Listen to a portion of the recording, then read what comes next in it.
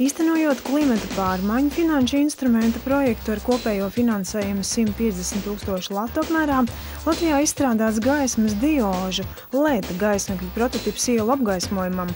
To īsteno SIA West Nord un Rīgas Tehniskās universitātes enerģētikas un elektrotehnikas fakultātes pētnieki. Pēc būtības projekts tā pa lielam aizsākās kādā 9. gadā patiesībā. Kad sākās projekta rakstīšana, pieteikumu gatavošana, tad kopā ar SIA West Nord tad mēs atradām tādu kopīgu valodu un interesi, ka varētu kaut ko tādu izdarīt. Ja?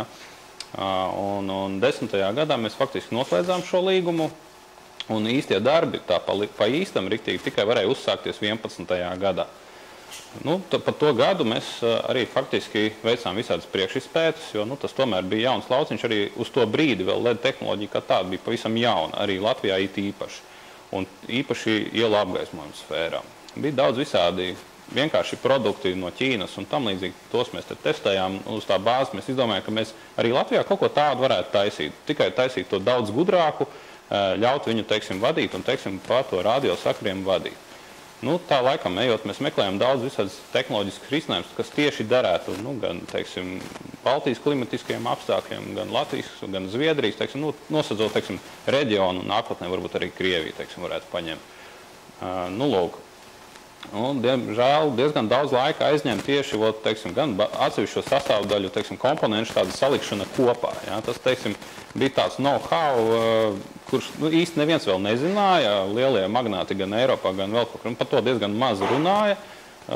Informācijas par to bija maz, protams, ja? Kur ko dabūt. Ja? Tādas lietas tīri, tādas priekš industrijas svarīgas, ja? Kur dabūt detaļas, piemēram, cik viņas maksā, ja? Kāda ir apjoma atlaide. Projekta īstenotāja laboratorijā un testēšanas poligonā izveidotie gaismekļi darbojas ar elektronisku vadību, izmantojot bezvadu sakaru komunikācijas.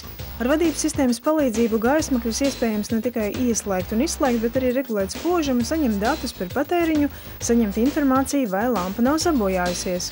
Uz doto brīdi var droši pat apgalvot, ka LED ir efektīvāks vismaz pa 30%, ja, jo ik pa pusgadam LED biožu ražotāji efektivizē savu tehnoloģiju un viņai, tā lumenu uz vatu atdevi aizvien paliek labāk un labāk, jo LED tikai vēl attīstās. Viņš vēl pat nav sasniedzis maksimums, bet nātrīs jau ir sasniedzis, savu kaut kādu robežu teorētisko, cik viņš efektīvs var būt.